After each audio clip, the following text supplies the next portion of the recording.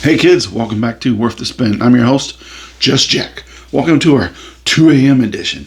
And I'm downstairs in my old studio, I like to use that term, that I used to record in when I first started this channel before I moved up to my little bit more extravagant digs.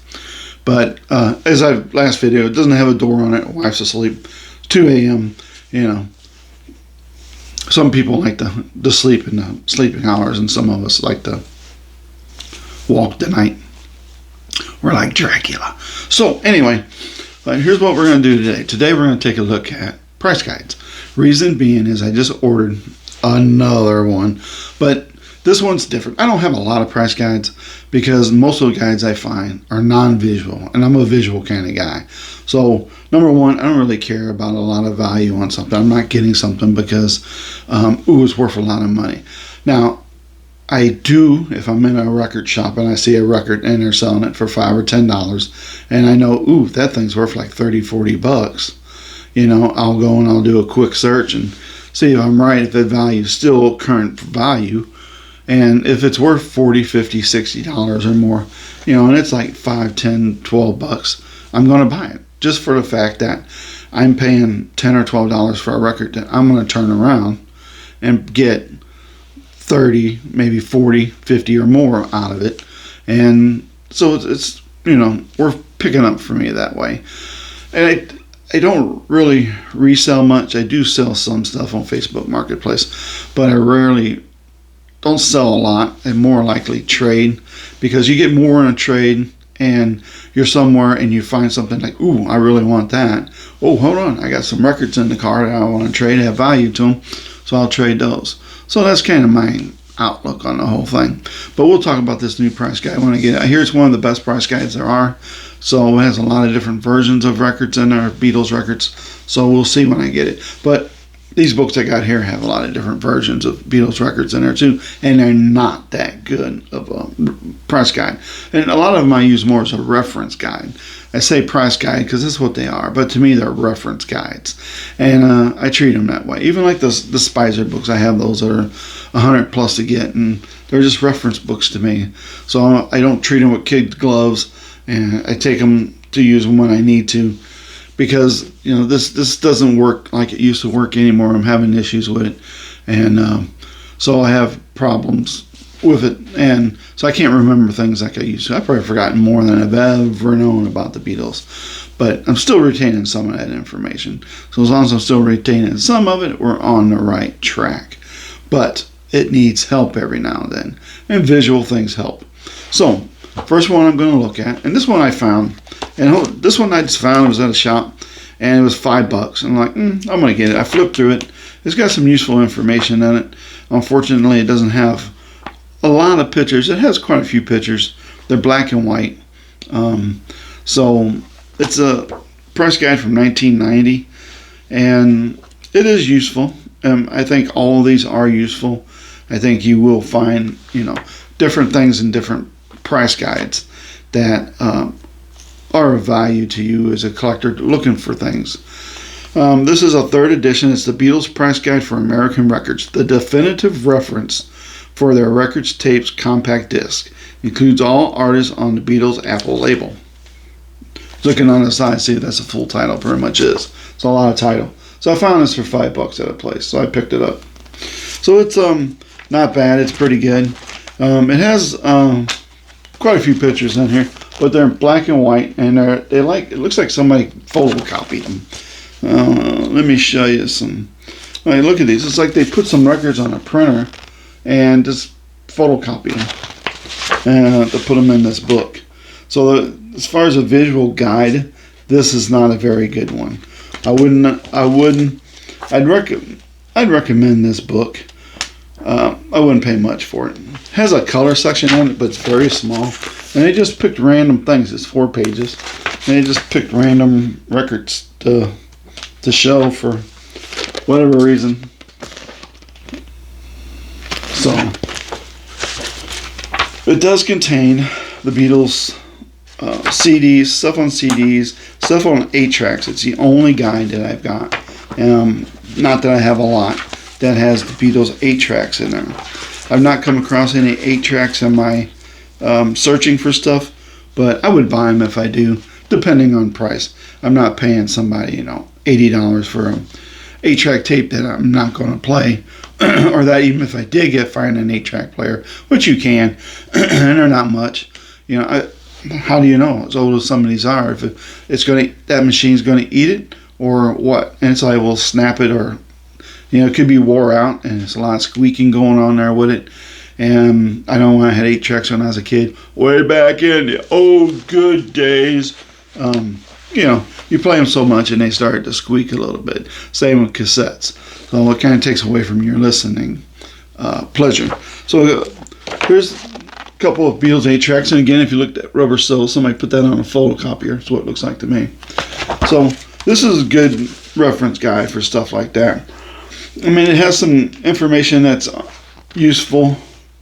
I'm not going to spend a lot of time going through the whole thing, but there's a page if you want to kind of pause and take a look at how it lays things out. So it's useful. For me, this is a useful guide for cassettes and 8-tracks. I have a few cassettes. I don't have a lot of silent cassettes and 8-tracks because I'm not going to listen to them. I don't have a 8-track player, and I don't have a cassette player anymore, so I don't buy them just to, if I find them cheap. Like I've got one Beatles CD that was in the original packaging. It's Revolver, I think. It's in its original long box. They used to come out with what they call long boxes. So any of you who are a little younger or getting into the Beatles, you're not familiar with that. Let's see if I can find you a picture. I believe they have pictures in here of those. And it's sealed, and it still has the original price tag on it from when it originally was on the shelf for sale. So I got that on the wall. But I paid, I don't know, $20 for it.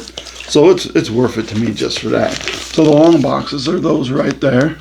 That would have been the long boxes. CDs originally came out in these long boxes. Probably about as long as this book. About half the size. Just the size enough for the CD to go in. They were a extra cost to print these paper cases for them to go in, and they took up a lot of space. They weren't popular, so they weren't around very long, and then they took them back off of the market. So this is a good price guide for cassettes and CDs. That's the reason that I keep this. 8-track tapes, 8-track tapes and cassettes.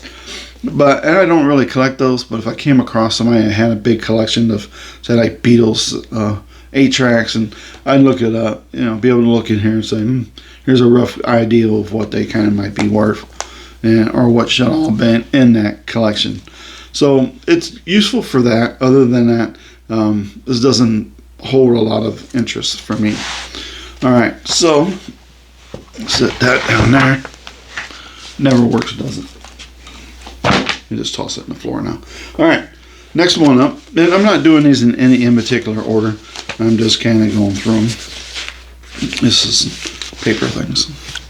All right, that's just stuff. That's from mine and Kelly's production, if you've seen it. All right, these are UK magazines. They did come out in the US. And these were the Ultimate Record Collection. And it dealt with the Beatle years. It was in 2 different volumes. The first volume, 1960 through 1964, and this was from the people who do the Uncut magazine. If you've been into a Barnes and Noble, you've seen the Uncut magazine. Usually comes with a CD, and I kind of look at them, but I don't really buy them because they don't have a lot in there that, and I'm not going to collect a bunch of paper stuff and magazines. I used to at one point, but it just sits around and takes up space. But what I like about this, and this is the cover of the front one, I should show you that, sorry. And this is the second volume, 65 through 70. So what I like about these is it gives you there's an introduction thing here in the first one explaining the Beatles and Pete Best, Silver Beatles and stuff like that. And then it gets into part 1, 1961, which is gives you a pretty good complete history of the Beatles and what they may or may not have, what they may have done record-wise 62. So this is a very good. This is good if you're early into collecting Beatles records. This is really good for you to get. There's a Love Me Do single. So it'll show you the actual single and the sleeve that it goes in. I like that. I like to see the pictures of the original sleeves because you can't always find the older stuff in original sleeves. There you go, British. And this is all the British stuff because this is a British magazine. So this goes over the British singles, the British EPs, and the British albums. When they came out, it does also reference the American ones, though. We get a little further in here. It will have like, okay, U.S. album, Jolly What? The Beatles and Frank I Feel on stage, and gives you a little bit about that. And then there's a German single that came out, and then it goes to the U.S. single, Can't Buy Me Love. You can't do that because they all came out in a time frame together. So that's kind of cool. So it shows you the cover, shows you what the label looks like, and tells you a little blurb about it. So I like that. So this is a very useful guide to me. If you wanted something light and more manageable to go to a shop and look some of this up because you're not as familiar with it, these here would be very good for you. If I think more for the British side of things than the American. It does show the American, like I said, it shows the American covers and stuff, but this is more useful for the British ones. Especially Parlophone, trying to match up those original sleeves is kind of tough because the same 45 sometimes came out and within days there was a different sleeve attached to it. All the Beatles sleeves from the 60s on Parlophone were generic company sleeves. So they all look Love Me Do, Please Please Me have different sleeves, but otherwise they all pretty much are like this. And there's variations of this. There's all solid. Then you have the white and green, white and green and black, and there's another one somewhere. I know you've seen them on here. We've gone through my British 45s, but for somebody who don't want to go back and look through my older videos, there you go. This is an example of a different Parlophone sleeve. So it's cool because some of these, when I bought them, they weren't in the actual sleeve that it came out when it first came out in, but it was in one that came out 6 months or a year later. So I wanted them all, the first pressing ones in the first pressing sleeves. That's how I am. Let's face it, that's how we all are. That's just kind of the way it is. So those are very useful. Those were because they were at a Barnes & Noble here in America, and that's the only place you could have found those. Now you have to go like eBay, or I know somebody in UK I can find them. I think they were $15, $20 a piece, something in that area, because they were an imported thing. So there's been no American magazines that I've seen that have done that kind of discography for the Beatles. All right, so this next price guides, these aren't really price guides. These are more true reference guides. And that's what I use all price guides for, is reference. These are the Bruce Spicer books. These are hard to get. Took me a while to track these down and to work deals on them. And yeah, most of these are all 100 plus books. So they're really hard to find. You can go on his website and download some of these, paying for the digital downloads, but you're still overpaying retail for what these things were when they first came out. I think these things should be reprinted and updated, expanded to include more versions. These are good because they have good, looking for a good example here, they have good color pictures. I don't know what that's doing in there. It's from an Imagine album. What it's doing in there, I don't know. So they have really good, it takes me forever, don't it? Here we go. I mean, I'm just trying to find a good page to show you, but here's Give Me Love, Give Me Peace on Earth, and here's every version of that single when it came out. So you get the detail about it, and then you get these, and it starts out in the original pressings, and then the second pressing, and then a little later pressing, and some of them are all first pressings, but they look a little different. Depending on the pressing plants in America and the UK, there were slightly different versions of the same thing, and they're all still first pressings. They're just a little different. So these are another example, and these are really good, and that's why I like these books, because they give you that. And not only do they give you all these different labels so you know what label you're buying, is they have a lot of detail in here, and there are company numbers on these things of what version is what and when it was released. And I know it's kind of hard to see and you'll have to pause, but this will tell you about all those different versions. So there's numbers on here that correspond with these pictures, and it tells you what that version is. If it's a first pressing and a second pressing, if it came out a little later, if it was done by a different pressing plant than the original pressing of it was, and stuff of that nature. This one is Apple Records ears. So this book just goes over the Apple Records, Beatles, Apple on Apple. Okay. Then I have, this is the one here, this was invaluable to me when I went to Europe a couple of years ago looking for Beatles records. Not at the time not having as much knowledge as I do now on them. But this is done the same way. And here you go. And this will tell you all the different versions with pictures, and this is nice. Nice color pictures, and they show you all the different versions of it, in particular album or single. And this being the Beatles again, Hey Jude. So that's really cool. Here's the covers. Gives you cover things and stuff. And again, you know, it has, so it will tell you when the Beatles went in the studio to start recording this in particular album, this in particular song, and it will kind of go through track by track, and then it will tell you about the different versions of the album and the singles and stuff of that nature. And here's another. So this is really, really good. And this one is just the Beatles on Apple Records. This is the British one. And you go there. Alright. And this one, let's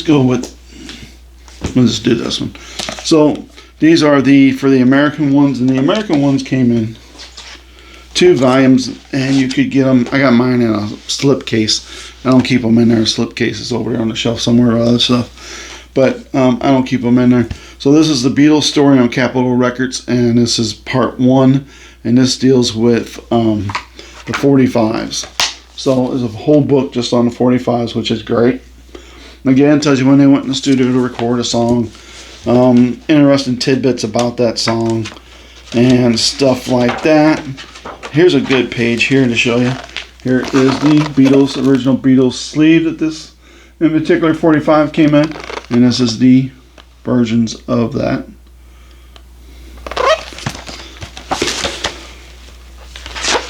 And again, shows you all the different versions as far as original pressings of the time that they came out. It doesn't go into, like, you know, you can get some of these singles on the purple label and the green Target labels and the orange labels. It doesn't deal with any of that. It only deals with the first release of these in particular albums and singles. This is a very good book to have. It's an excellent reference book. I highly suggest if you collect Beatles records and you know you're trying to make sure you get certain versions or whatever, this is better than Discogs as far as I'm concerned, as far as a reference guide. Shows you different sleeves. Here's some capital sleeves, the plain ones in the 60s. What else does it have? It has other stuff. There's some stuff, and there's a lot of like advertising. There's little bits about other little figurines and books and Kleenex and whatever that may have came out. So that's good. And then you have Volume 2. Volume 2 deals with the albums. This is Volume 2. And these here, if you find these are $100 plus books, $100 plus books. There are things that need to be reprinted and updated, I think, but that's just me. I think he doesn't allow it, and he sells the downloads on his site because he makes more money that way than if he went back to a publisher and had them reprint it and then take a chunk out of it. Here's the Beatles 65. It's a good example. Here's that. Here's some of the different covers depending on if they're Rockaway or what they are. The pressing plants. That's the brain working there. Different pressing plants and stuff. There's the labels. And, you can have a first pressing, two first pressings, and both of them labels be slightly different. Depends on the pressing plant they were pressed at. Some pressing plants did it different than the other ones. It also shows you what the original inner sleeves should have looked like. And it tells you what version of the album they should have came with. Again, it's great detail. It'll tell you when they went into the studio and started recording, what songs they recorded on what day, how it went, what version they wound up using on a particular album. Some of these have been reprinted, but they have been reprinted in small chunks as smaller books. And you can find them at Barnes & Noble's, usually in the bargain section. And they don't have, the thing is they will have all the detail from here on an particular album. Let's say, let me flip to one, Yesterday and Today. So it will have all of the info that's in this book on that. Except for, so it will have all this. It's just a repressing of all the, when they went in the studio, when they started recording, what version of what song was used. But what it doesn't give you is the different album cover versions from different countries like this does. Nor will it give you the detail on the butcher cover like this does. So it's just words more than pictures. Not very many pictures in there of them. And they don't have these. And you can find them in the bargain section for like $10 usually. They're good to have as far as a historical reference. Lots of great information on when the Beatles went in the studio to record Rubber Soul, the songs that they recorded on what days, how it went, what versions they used, but it doesn't give you the detail that these actual books give you. So these are things that I think should be reprinted and expanded on to include stuff like the green Target labels, the orange labels, the purple Capital labels, the newer reprints have reissues that have come out. I think it should include all that kind of stuff too. And do it in paperback. It's cheaper than these hardcover books. And the last one that I have in my collection of Beatles price guides, and this was invaluable to me when I went to England because I learned about the British albums and stuff, but I did not have the deep knowledge on those that I do the American ones because I grew up with the American versions, not the UK ones. Because when I was a kid, you didn't really know that there were UK versions and that they were so much different than the American ones and stuff like that. And even if you did, unless you knew somebody who lived in England and flew over to America and brought some of these to you, you weren't getting them. So, yeah. So this is Beatles for Sale on Parlophone Records, and this, like I said, was invaluable when I went to Europe. So if you're planning on a trip to Europe, I would get this book again. Unfortunately, it's $100+ book on eBay and stuff. But I gotta tell you, even if you had to pay that, but you want to get actual, true first pressings and in the original sleeves and everything like that, this is something that's invaluable for you to take with you. So here's an example of a page. Here's Ticket to Ride. Let's see, trying to find one where the sleeves and the 45s are all together, but there's so much information that's hard to do. So here is Ticket to Ride with its slightly different pressings. And this is Help in its original 45 sleeve. And all your early Beatles ones are going to be in these sleeves and Parlophone, because that's what they use. They didn't want to spend any money on the Beatles, but they wanted to rake in that money. Again, like the American one, lots of detail. When they went in the studio, what songs they did, what versions they wound up putting on there. Little unique things about those albums and stuff like that. Here's where we changed sleeves, company sleeves slightly. And I was surprised. I didn't know that all the Beatles, I think there's one Beatles 45 in a picture sleeve in the UK. It's Strawberry Fields Forever, Penny Lane. Otherwise, they all come in these regular plain old Jane company sleeves, which was a little surprising to me. But I do like those sleeves. They're kind of cool. We got all picture sleeves. And here's another example. This even goes up to the one box EMIs on this. This is help. And it'll give you first pressing labels. Labels that came out maybe like 6 months later, and then a couple of years later, and it goes into even the one box EMI versions of those. So this is a very good reference guide. This is not a price guide. These books do not contain prices on what records are worth or may be worth. Just tells you the different versions that are out there. So this is invaluable as far as I'm concerned.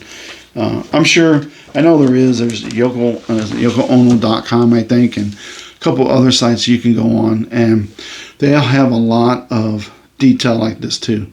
You can pick an album or a single, and they will have every version of that song that came out and what sleeve it came out in, what label was on that 45, and stuff like that. So that's good too. Only problem with that kind of stuff is you gotta have a good stable connection to get it, or the pictures don't come up all the way, or you're sitting there waiting for it to come up because it's not a Wi-Fi signal there or whatever. That's the only thing with that. So having a physical copy is much better. These are hardcover books. They are heavy and big. So, yep, it's a bit of an effort to take them around the shops with you if you wanted to do that in order to look for some of these. It's what I did, but I didn't take them like in every shop, but I did reference, I through here before we went, and while we were over there, I would look, through here and read up on some of the different versions, so if I came across them, I had an idea. And then later on when I got them, if I came across something I wasn't sure about, I just bought it, and I could compare it with it later on. So these are great. This also shows the different. This is a good example. The different sleeves that they came out on, and this will also give you, like here's some more. This is different sleeves, and one in particular, 45, may have been re-released and came out on a different sleeve 3 or 4 times. And this will also give you the original inner sleeves that should be in there, so you get the correct inner sleeves.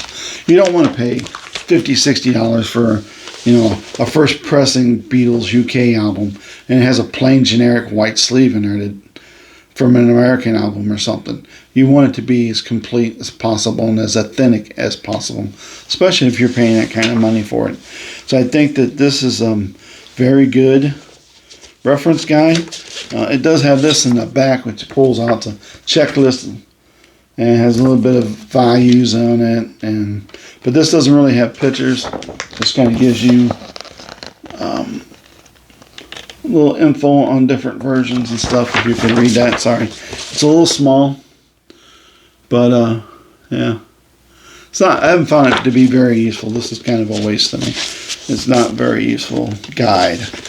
So what I will do is, at first, I don't want to lug this around. There's a certain version I wanted to find. I would just take pictures with my phone of that, and then I could just go on my photos and look at it, and do it that way. It's much easier. So yeah, these are great books. And yeah, like I said, if you want them, though, unfortunately, they're $100+ books, but they are worth the money. Especially I didn't pay $100 for this book. I'm trying to remember, and I can't remember half of yesterday. I don't know. I think I may have paid. I think think I found this. It's one of those, the first ones that I found. And I found this like maybe 2 years before we even planned our trip. And it was on eBay. I think it was like a starting bid of $40, something like that, with like $5 postage. And nobody, for some weird reason, nobody bid on it. And I was like, I heard that they're worth a lot of money. So, there are auctions where they go for $100+. This is like 40 with 5 shipping. I'm like, I'll throw a bid out there for 40. I'm not paying more than that for it because it's just, it's a book. It's ridiculous. And at the time, I hadn't seen the Spicer books. I didn't know how valuable they could be as far as reference materials. And nobody bid on it. Weird thing, nobody bid on it. And I got this book for $45. Now, this is like a $150, $200 book if you try to find it on eBay and stuff. So, but mine are a little worn on the edges and stuff because, again, I use them as reference guides. I just don't, So if you find them, if you try to buy them, use caution, use sense. Don't, if you're going to use them for a reference guide, you don't want to spend a lot of money on them. I mean, my one here, I've got example-wise. So this, I forget what it was, but I did with this one. But the guy lied to me about the condition. He said it was mint, and it wasn't. So I said, hey, this book is not mint, buddy. And so I wound up getting it free. It was kind of a trade thing. So he kind of stuck me there. But, this one, I think he found it probably in a barn somewhere or something. It was pretty dirty when I got it. And I had to do a lot of cleaning up to it. But, yeah, you can't see all of it. But it's a pretty worn copy. It doesn't sit straight. It has a slant to it. You gotta kind of push it together because it's like it's coming apart.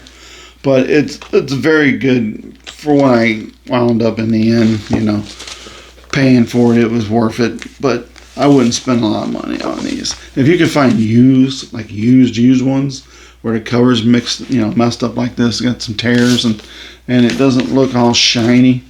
I don't know if you could see what I mean? And stuff like that, and get them for far, far cheaper. That would be my suggestion. Because as far as I said, reference guides, I think these books are invaluable. They just have so much information in them. And the little tabs are just things that I'm looking for. I haven't found yet. But this Christmas album my buddy in the UK got for me. So that tab can be removed because I now own that record. I don't have it yet, but one day I'll get it. And hopefully be able to make another trip, and I'll just go by the house and get it. But yeah, these are great reference guides. So I highly suggest if you can get these, getting them. They are the best. The Spicer books are the best.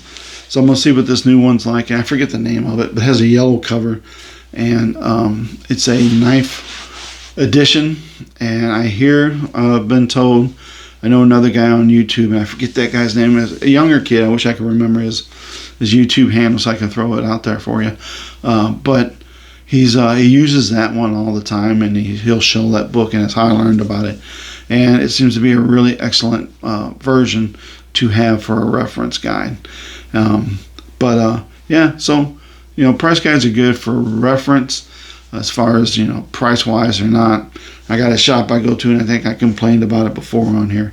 The guy uses a Goldman from like '73, though he's recently put that on the shelf on sale for $5, and he uses a '77, '79 edition now.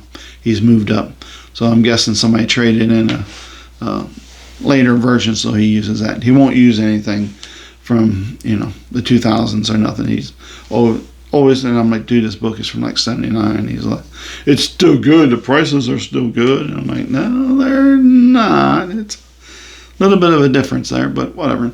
So, yep. So there you go.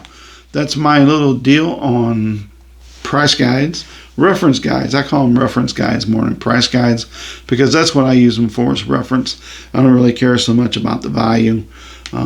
It's nice to have these first pressings and go, try to, I'm not worried about impressing anybody, but if you want to like impress your friends and stuff, hey, I got this record, it's worth $200, look at this, but I know from experience in life that, anything can happen, and, you may not have that in the next day or so. That's just me. But things happen in life, and life is life, and that's what makes it all fun. So on my third, and I think I've said this before, my third Beatles collection, and it's just basically records this time, all I collect. I pick up some brick and brack, as I like to call it, here and there. I have, some posters, a couple figures, Funko Pops I got a really good deal on, and some stuff like that, but I don't buy all the stuff that I used to buy. Plus, it's so high.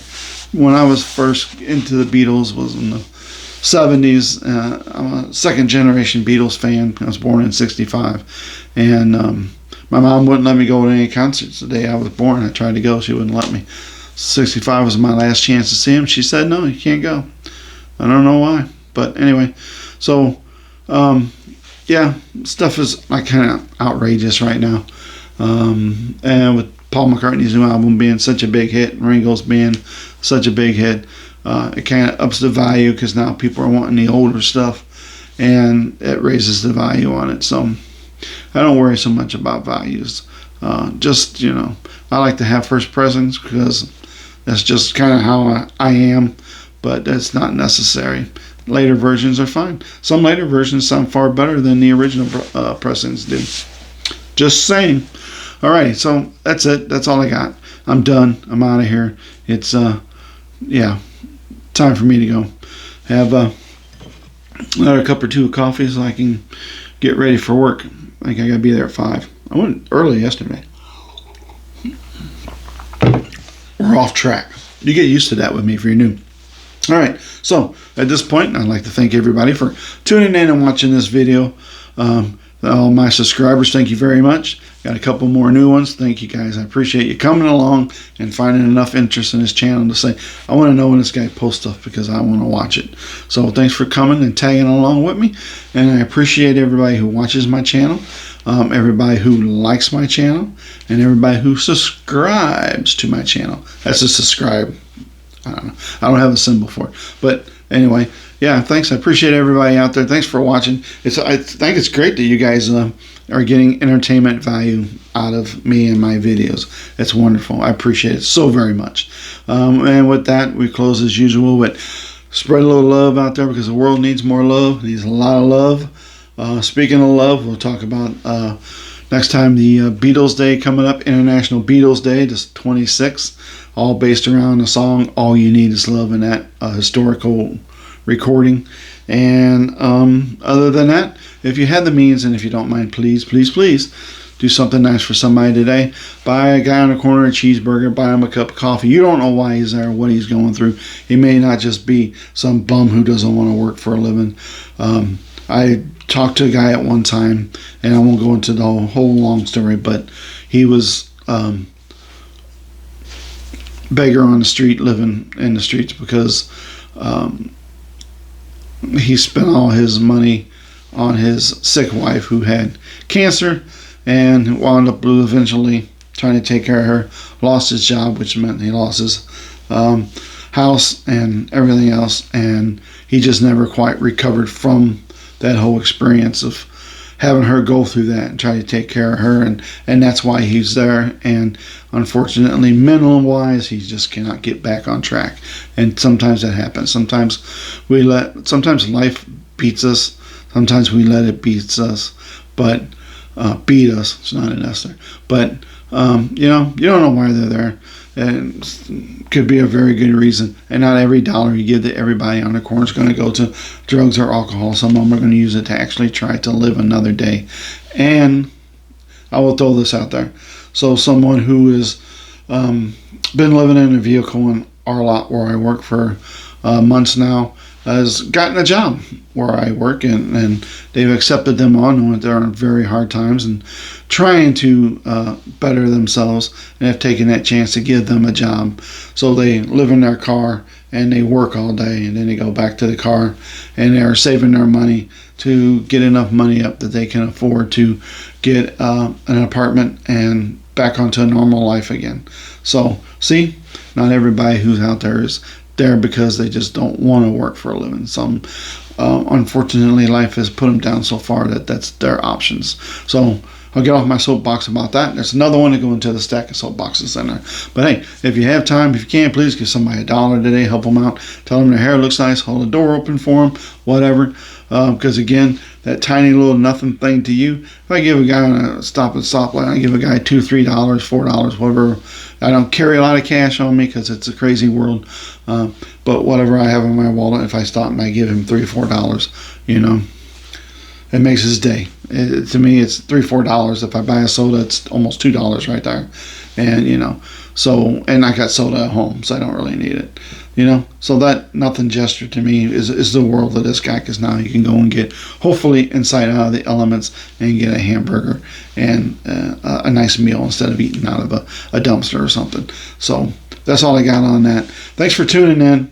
And again, appreciate everybody who subscribes to my channel, who likes my videos, and who gets enjoyment out of this. Check out my past videos. Hopefully you'll like some of those. Hopefully you'll like my videos going forward. All right, now after like 15 starts on this, I think I don't have a clock down here, but I think it's definitely time for me to get ready for work. So thanks for tuning in, helping me kill some time this morning. I appreciate it. Hope you enjoyed this video, and I'll see you guys next time when we talk about